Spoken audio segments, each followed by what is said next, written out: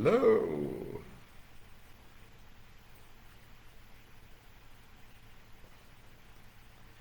Hello po. Hi. You're live.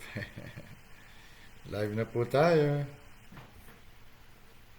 Maya, wait tayo ng another 2 to 3 minutes siguro. Tapos simulan na tayong paliwanag. Maiksi lang naman ito guys. Meron ako nabasa kanina sa isang post. Sabi niya, marami nag-unfollow sa akin at nag-unfriend sa akin dahil nagsishare ako ng Word of God. Well, totoo yan dahil ganun ang sabi ni Jesus eh. Ngunit minsan ay dahil nakakaumay na yung pamamaraan natin sa pagsitas ng Biblia o salita ng Diyos. Kaya po, kumbaga, pag nabanggit natin ng ganun, alam nila, wala yan, reliyon niya, wala yan. Iyan mo sila. Iba naman reliyon ko. Pero dito po, hindi ito reliyon ang pag-uusapan natin. Ito ay formulas. O kaya, sinasabi nating principles o batas, mga batas. At hindi po reliyon. Dahil ako po mismo, pag tinatanong ako kung ano reliyon ko, sabi ko, wala po akong reliyon. Dahil ang Diyos ay hindi reliyon. Ang salita ng Diyos ay hindi reliyon. Ang principle ay hindi reliyon. Ang batas ay hindi reliyon. So ating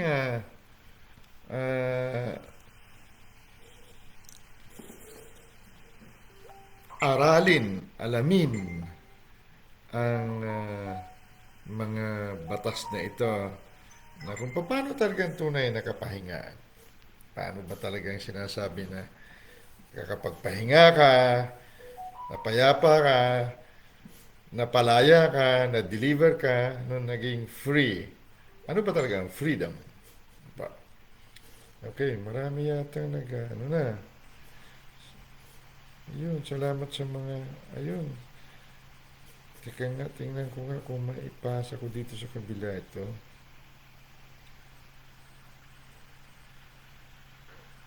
Thank you, Pastor Jen. Kaso itong aking, paano ko ba to? Hindi ko siya makopy, ma-paste. Ito pwede pala. Tapos i-paste ko dito sa kabila. Sorry. Yan. Nagsasalita ako. Wait a minute. Copy natin sa ibang groups. Alright. So, Jay Banger. Yun natin. Jay sa kabila. Nasa na sila dito? Uy. Walang ano dito. Okay. So, simula tayo. Kung ang iba ay medyo busy pa, di mamaya po. Pwede naman i-replay di po ba? Pasa ko na dito. Ayun, napasa na pala ni Ayun, napasa na pala dito ni Adenawa. Wait lang. Meron akong papasahan dito na hindi kayo kasali. Meron akong ginawa na Lagi Barako. Mga lalaki pero may babae pa rin nakasama. Okay lang. Yan, alright. So, simulan natin guys kasi saglit lang naman to para hindi tayo mapagod kapag pakikinig. Alright. Kung sino di dyan at tinawa, nandiyan ka ba? I-post mo na lang ang verse kung may verse tayong babasahin. Alright. Thank you, Father Almighty, great I am. Thank you, Yeshua HaMashiach, our life. Thank you, Daddy Holy Spirit, for the wisdom and the knowledge. Thank you, Jesus Christ, our life, our power and wisdom of God. Our life, the fullness of the Godhead bodily. We give you praise and honor, Father Almighty, great I am, Abba, in the mighty name of our Lord, our Savior, our life, Jesus Christ of Nazareth. Amen, angels of God again. Dispatch you now in Jesus' mighty name. Go forth, guys. Sorry. Pag-usapan natin yung mga hindi pa talaga na pag-uusapan sa mga simbahan. No? Bilis-bilisan natin para hindi tayo mapagod. Paano ang sinasabing kapahingaan ayon sa pagkatapos ng paglalang? Doon sa Genesis chapter 1, mababasa natin na sa ika-6 na araw ay nilalang ng Diyos ang tao, ikaw at ako. At doon natapos ang kanyang mga gawa. At sa ikapitong araw ay siya'y nagpahinga. So, ikapitong araw, sabi nila, ibang sekta, may sekta, okay ba Ate Jen ang aking boses? O lakas-lakasan ko pa, sorry, nakalaptop ako eh. Pero sa cellphone, alam ko malakas din ang boses ko. Okay ba Ate Jen? Nandiyan ka pala. Now, lakasan ko po. Nakasara naman ang pinto ko. Iyan mo yung kapitbahay ko, marinig niya. Mga hindi naman maintindihan ng Tagalog dito. Alright. Ang number of men ayon sa Revelation is number 6. So, ang 6 ay kung saan doon kumbaga ang dulo ng paggawa, ng paglalang ng Diyos. At ang ika-6 na araw, kung saan nilalang ng Diyos ang tao, doon siya nagkatawang tao. Sabi niya sa English, let us, ang salitang let ay yaran sa Hebrew. Pero diyan sa inyong mga Google, wala, hindi nyo makita. Pero dito sa Strong's Dictionary, meron pala siyang meaning na to descend, bumaba. Ibig sabihin ng bumaba ay mula sa hindi nakikita, dapat siya'y makita. Sabi niya, kailan makita tayo? At ang katawan na ito, tatawagan nating tao. Katawan natin, buto at laman natin.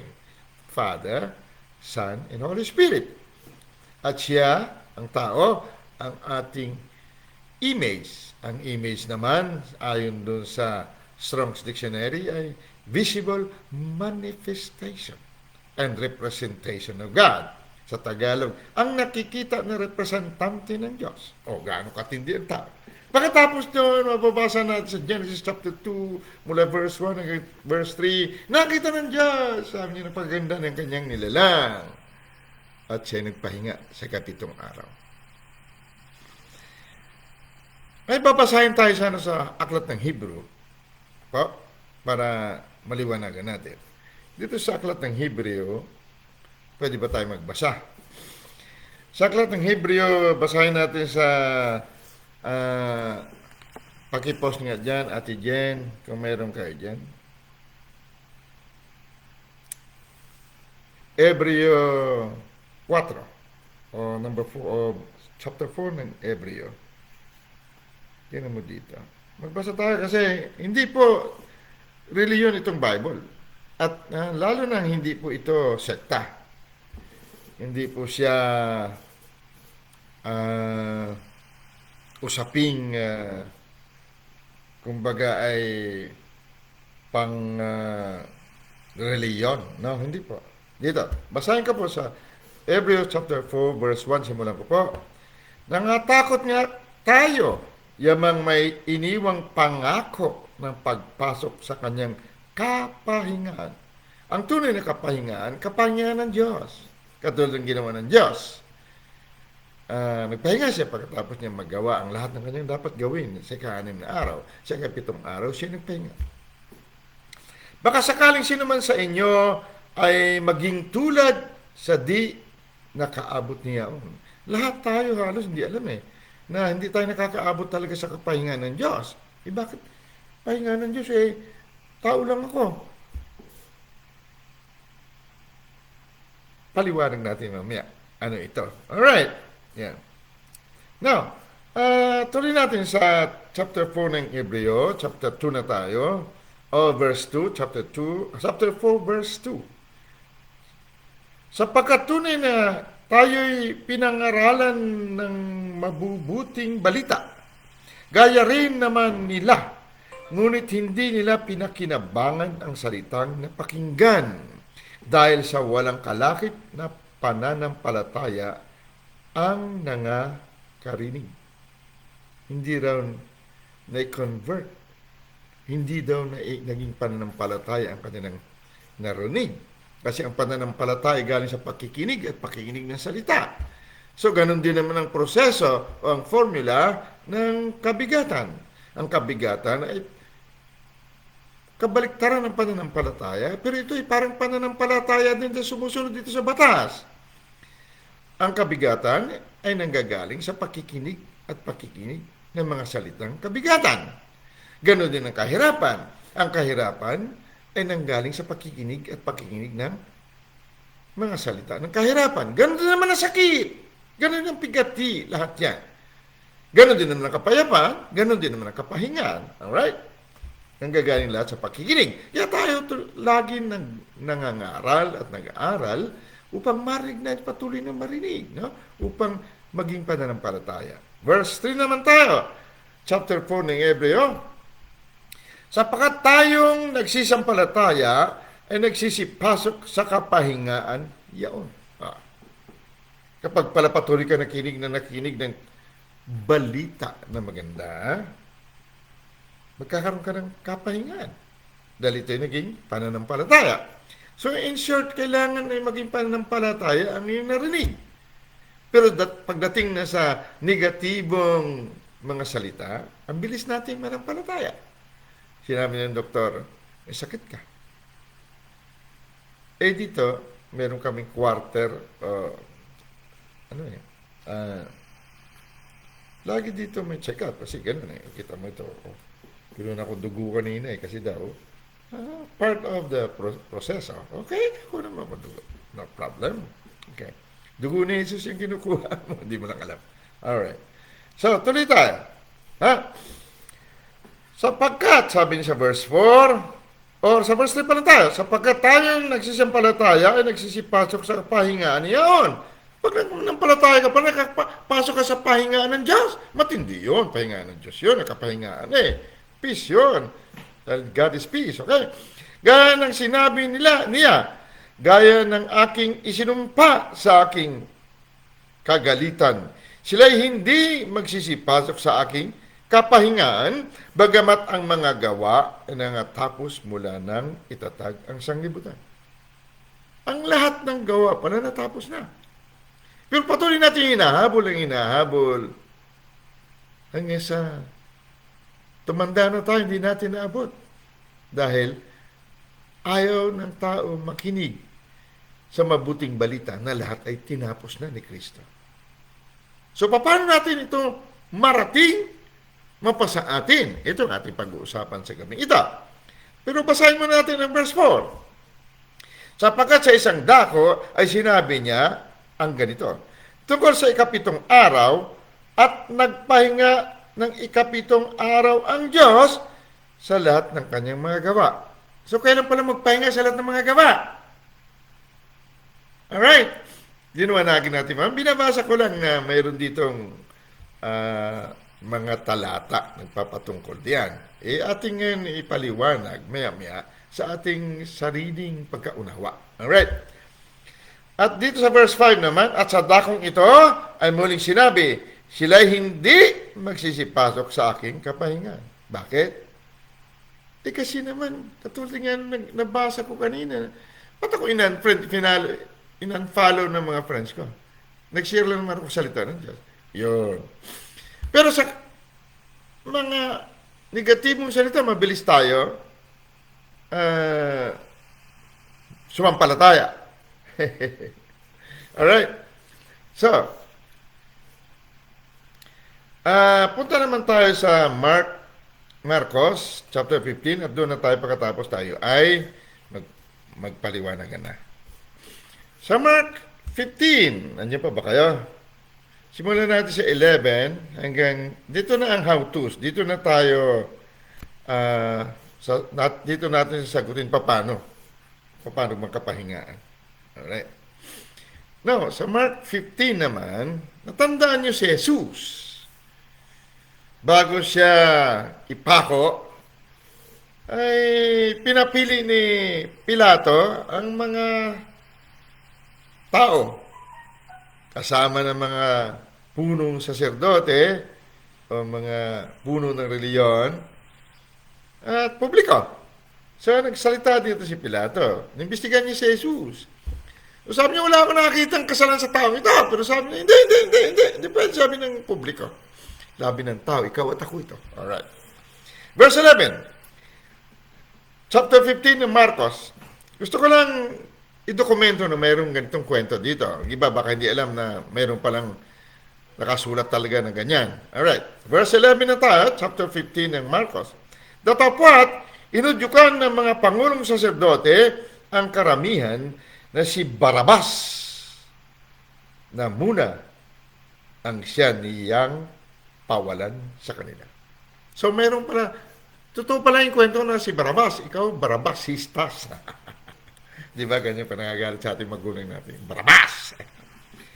Okay, verse 12. At sumagot na muli si Pilato at sa kanila sinabi, ano ang aking gagawin sa inyong tinatawag na hari ng mga Hudyo?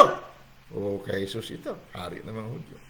Verse 13. At sila'y muling nagsigawan, ipako siya sa krus. Okay? Now, dito tayong kukunin ang pamamaraan. Hello! Andiyan si Pastor Jack namin. Hallelujah! Andiyan din pa si Pastor Jing. Thank you at na inabot nyo ang ang ating teaching. Alright. So, ito, kunin natin ang pamamaraan dito ayon din doon sa kapahingaan ng Diyos sa Genesis chapter 1 hanggang chapter 2. Alright? So, si Barabas, magnanakaw, kriminal. Siya ang ating natural mind, ang ating lumang kaisipan, ang ating lumang katauhan, ang ating katauhan na pawang araw at gabi walang kapahingaan. Ninanakaw niya ang ating kalusugan, ninanakaw niya ang ating kapayapaan, ninanakaw niya ang ating kapahingaan, ninanakaw niya ang ating kalayaan of freedom. Yan si Barabas. Sabi ng mga tao, pawalan si Barabas at si Jesus ay ipako sa krus. Si Jesus naman ay ang ating mind of Christ o bagong katauhan. If anyone be in Christ, he is a new creature. Hello, Ate Jewel. Hello. I-share niyo ang aking, parang maraming makinabang. So may dalawang katauhan. Si Barabas, ikaw din yan. Magnanakaw. Ang iyong kaisipan, ang iyong consciousness, ang iyong awareness of being, ang iyong pagkakilala sa sarili na luma. Si Barabas yan. Magnanakaw ng kaning lamig. Magnanakaw ng kalusugan. Magnanakaw ng kalayaan, magnanakaw ng kasaganaan. Si Barabas. Sabi, pawalan si Barabas at si Jesus ipako. Si Jesus naman, ang ating Savior. Si Jesus naman, ating freedom. Si Jesus naman, ang katuparan ng ating mga ninanasa, ng ating desire. So, paano itong formula na ito? Ganito ang gawin natin. Si Jesus, ipinako at namatay sa ika-6 ng araw. Ganon din naman ang Diyos. At pagkatapos niya magawa ang lahat, sabi ni Jesus, it is finished. Natapos ko lahat. At nalagutan siya ng hininga at nagpahinga. Inilibing, akin to sleep. Ang pagkalibing, kapahingaan, kagaya ng pagtulog. Matapos niya maganap ang lahat. So, paano natin isakatuparan ito sa ating formula? Very quick lang. Halimbawa, pagkatapos na libing ni Jesus, bumangon siya sa unang araw. Tandaan natin, namatay siya, naipako sa krus, nailibing sa ikapitong araw, unang araw ng linggo, bumangon siya, at yun ang kapanalunan. Ngunit, ang pagkapako sa krus, kapatid, ni Jesus, ang kahoy na ginawang krus ay nagsisimbolo sa tao, ikaw at ako. Nang ipinako si Jesus sa kahoy, ikaw at ako, ang Savior, ang manunubos, ang kalayaan ay naging kaisa ng kahoy. Naipako, dumikit iisa. Pinako. Di ba pinako mo, naging iisa sila. Yun ang ibig sabihin ng pagpako. So, halimbawa mayroon kang problema sa pera, ang lahat ng problema sa mundong ito, tinuturo niya solusyon o ang freedom o kalayaan. Ang lahat ng desire, tinuturo niya ang kalayaan o ang solusyon. Ano bang nasa mo, tinuturo niya lagi ang solusyon. Kailan makuha mo yung solusyon para ikaw at ako ay makapahinga. Halimbawa, kailangan mo ng pera. Ano ang savior mo? Ano ang manunubos mo? Ano ang redeemer mo? Siyempre, pera. Ikaw may sakit. Tinuturo niya lagi ang solusyon, kagalingan. Ikaw ay mapigati, tinuturo niya lagi ang solusyon. Kapayapaan. So, lahat ng problema, tinuturo niya nila palagi ang solusyon. At yun ang dinidesire mo. Yun ang ninanasa mong marating. Ninanasa mo ng ninanasa. Ngunit kung hindi natin alam ang pamamaraan, hindi babangon o hindi makapahinga si Jesus, hindi tayo makapahinga at hindi tayo makapasok sa kapahinga ng Diyos. Hindi natin alam ang pamamaraan. So ating alamin sa gabing ito. Halimbawa, kailangan mo ng pera. Dahil wala kang pera, may gagastusan ka. So, nagle-labor ka. Nagtatrabaho, nagkakabigatan. Problema dito, problema doon, ang biyak ng ulo natin. Kaisip ng pamamaraan. Iyan ay simula ng trabaho. Kailan makarating ka sa ika-6 na araw? Sa ika-6 na araw, nilalang ng Diyos ang tao. Na siya, larawan ng Diyos. Kailan makarating ka doon? Sa ika-6 na araw. Yun ang katapusan ng gawa. Mula kay Barabas, na magnanakaw na ating kaisipan, ating katauhan, ating kamalayan, awareness of being, pakawalan mo siya. Talikuran mo siya. Turn from your wicked ways.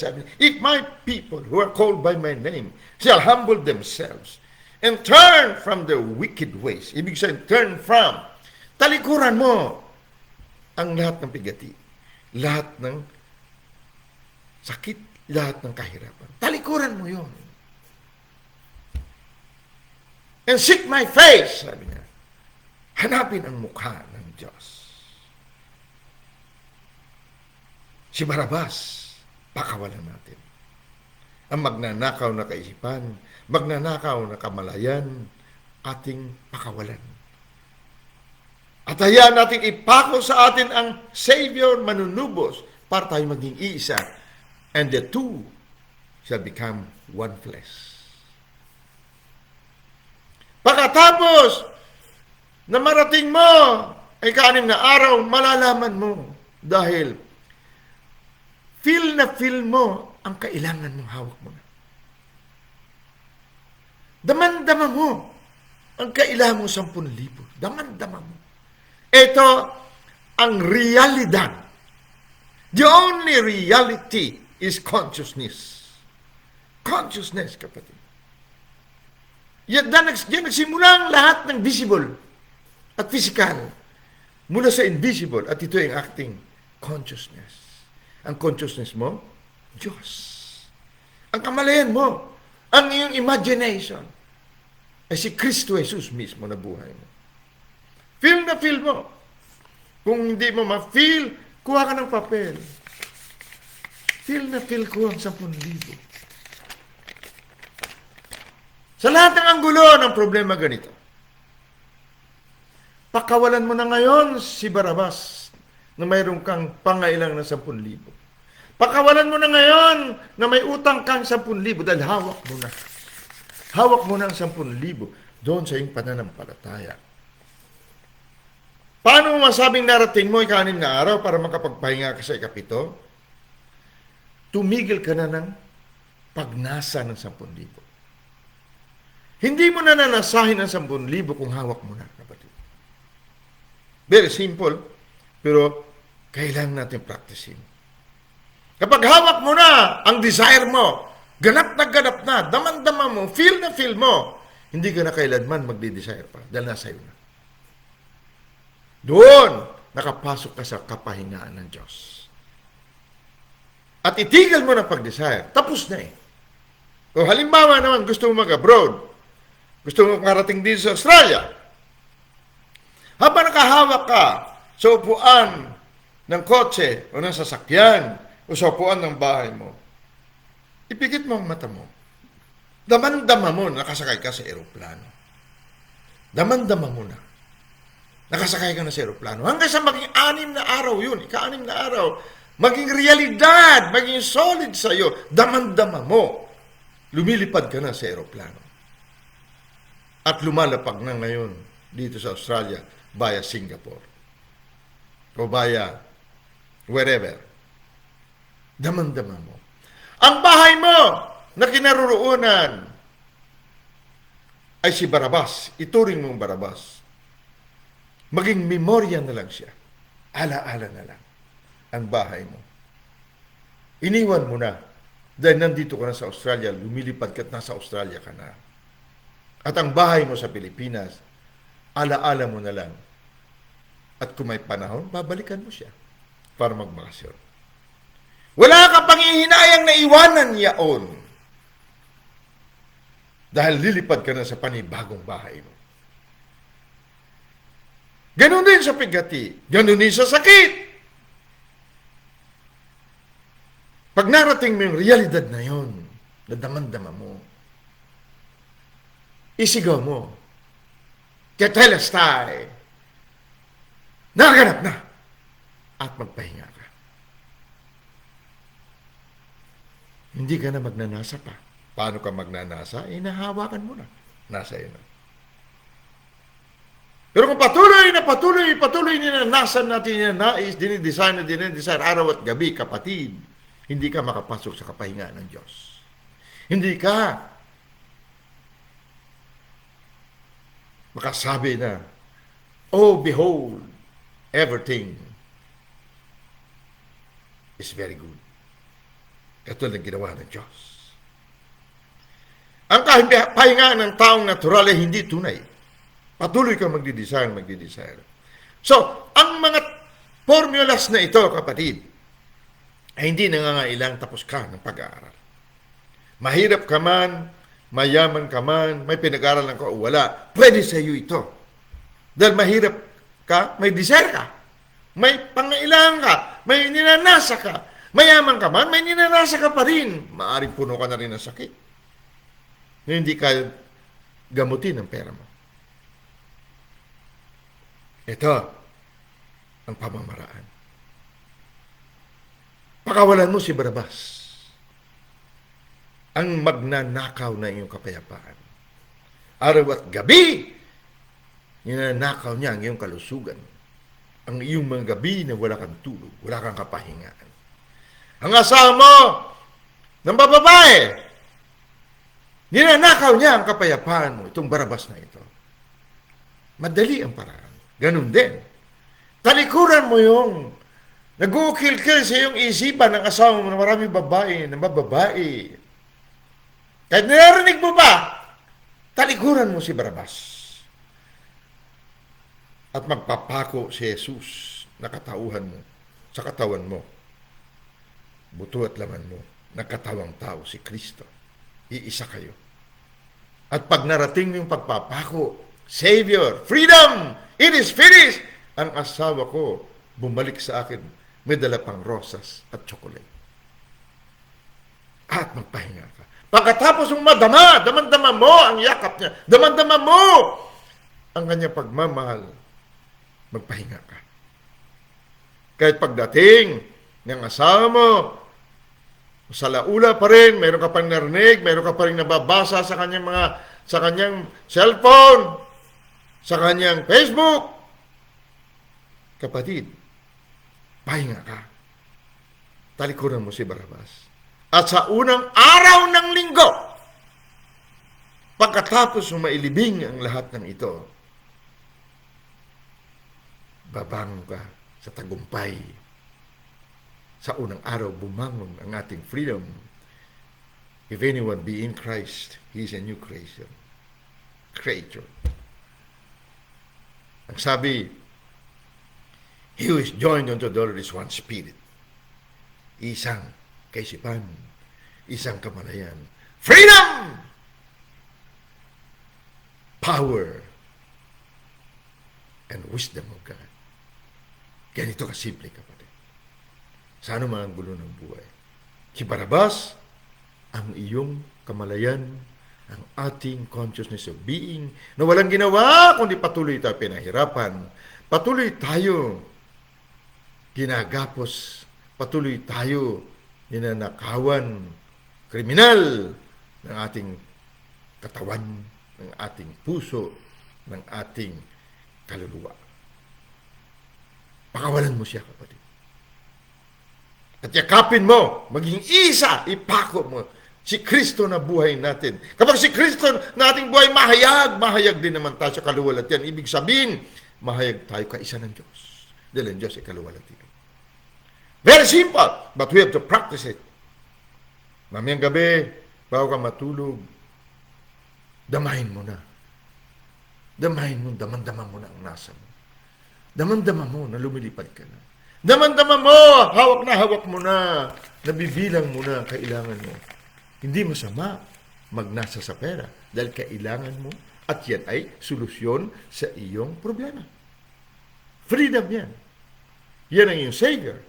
Dahil may utang ka, may kailangan ka sa pera, siyempre pera ang iyong Savior. Now, gawin mo ang formula nito para makapasok tayo sa kapahingaan ng Diyos. Yan yung kasimple, kapatid. I hope na i-deliver ko ng maayos. Thank you, Ate Ann. Nandiyan ka pala. Kung nag-gets ninyo, kung hindi, i-review nyo. Kung hindi naman, pwede naman kayo mag-PM sa akin. Ha? Mayroon ako isang bishop na, ewan ko kung siya lang na isa. Meron, siya, sinusundan niya aking preaching. Tapos nakita ko sa kanyang mga, dami niyang, binabago na niya ng konti. Pero, sa akin niya napupulot. Maganda. Nagagawa niya ng, napapalis niya. Napaplansya niya ayon doon sa pakinig ng kanyang mga members. O di ba? Malaking bagay yun. Dahil, lahat naman ng revelation katulad dito, hindi naman galing sa akin. Galing sa ating buhay, Kristo. So, wala akong karapatan sabihin, uy, akin yan! Na, para sa atin lahat ito, kapatid. Kung ang aking pagpapaliwanag ay ayon sa akin ng pangunawa, pagdating sa iyo, abay, himasin mo. Hubugin mo ayon sa iyong paniniwala. Sa iyong sistema. Sa iyong pamamaraan. At yakapin mo sa buhay mo. At sigurado, papasok tayo pare-pareho sa kapahingaan ng Diyos. Amen! Father Almighty, great I am. Thou art great. Sikihirebise. Yeshua HaMashiach, our life. Thank you, Jesus. Daddy Holy Spirit, Raba, Rihedese, ke, Rabasendirese. Gaano ka sarap ng buhay na ikaw ang aming puno, kami ang sanga. We give you praise and honor and glory, Almighty great I am. I am that I am. In Jesus' mighty name. Amen. My angels, again, thank you for dispatching this truth. Guys, hanggang dito lang tayo. Okay na to. Love you. Pasa nyo, ah.